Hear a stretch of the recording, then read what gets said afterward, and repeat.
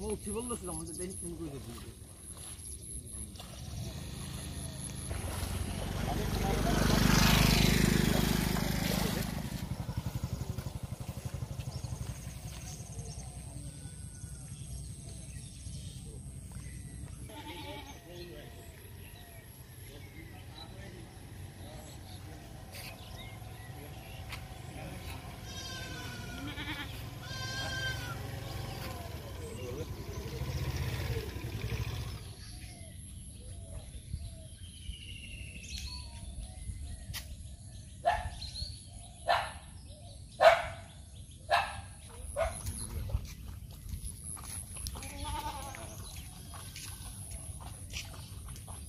বছৰ খেতি পথাৰ নাই ইমান বছৰ খেতি পথাৰ নোহোৱাৰ কাৰণে এতিয়া মানুহৰ খোৱা অসুবিধা হৈ গৈছে আৰু চলাৰ কি হৈ গৈছে আমাৰ ইয়াত কোনো চৰকাৰী চাকৰি নাই গতিকে আমাৰ ঘৰে ঘৰে বেমাৰৰ পৰা চলিব নোৱাৰা হৈছে আৰু গৰু গাই গোটেইখিনি মানে কি হৈছে এই গৰু গাইৰ পৰা সকলোৱে অসুবিধা হৈ গৈছে গতিকে আমি সেইদিনাখন DC ছাৰৰ পৰা হেৰি কৰি আনি DC ছাৰক এখন কাগজ দিছিলোঁ দিয়াৰ কাৰণে কি হ'ল আমাৰ এইটো BDMৰ ফালৰ পৰা যিখন দুৰ্যোগ ব্যৱস্থাপনা সমস্যা হেৰিয়াৰ পৰা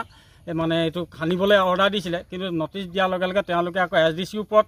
কেছ দিছে বুলি জনা শুনিছে আমি আকৌ সেইদিনাখন গৈ আগৰ যিখিনি একদম 2003 চনৰ পৰা যিখিনি কাগজ আছিলে সেইখিনি আকৌ DC ছাৰৰ ওচৰত আমি জমা দি থৈ আহিছোঁ গতিকে কি ব্যৱস্থা লৈছে তেওঁলোকে জানিব গতিকে আমাৰ এই সমস্যাটো যাতে সোনকালে আমাক সমাধান কৰি দিয়ে সেইটো কাৰণে আমি চৰকাৰৰ ওচৰত বিনয় কৰিছোঁ গতিকে আমাক যেন এই সমস্যাৰ পৰা উদ্ধাৰ কৰে এইটো যিটো বানপানী ইয়াত হৈছে কৃত্ৰিম বানপানী সৃষ্টি হৈছে সেই কৃত্ৰিম বানপানীটো আমাৰ আজি ৰাইজক যথেষ্টখিনি ক্ষতিসাধন কৰিছে এই ক্ষতিসাধন কৰা ৰাইজৰ অন্ততঃ মানুহৰ সা সম্পত্তি আদি কৰি খেতি পথাৰ ঘৰ বাৰী ইত্যাদি কৰি সকলোখিনি ডুবি মানুহ আজি এতিয়া সামাজিকভাৱে মানুহখিনি যথেষ্ট পিছ পৰি গৈছে আৰু মানুহখিনি যথেষ্ট বিপদগ্ৰস্ত হৈছে কিন্তু এইটো মূল কাৰণটোৱে হৈছে কি আমাৰ ইয়াত যিটো পানী সাধাৰণতে নলা এটা আছিলে সেই নলাটোৱে পানীটো আমাৰ সম্পূৰ্ণ এইপিনেদি ওলাই দ অঞ্চললৈ যায়গৈ সেই নলাটো ইতিমধ্যে এজন ব্যক্তিয়ে 2022 চনতেই পুতি পেলালে ৰমজান আলী নামৰ এজন ব্যক্তিয়ে স্বইচ্ছাকৃতভাৱে মনোপলি তেখেতে নলাটো পুতি পেলালে পুতি পেলোৱাৰ ফলত ৰাইজৰ আজি অৱস্থা হৈছে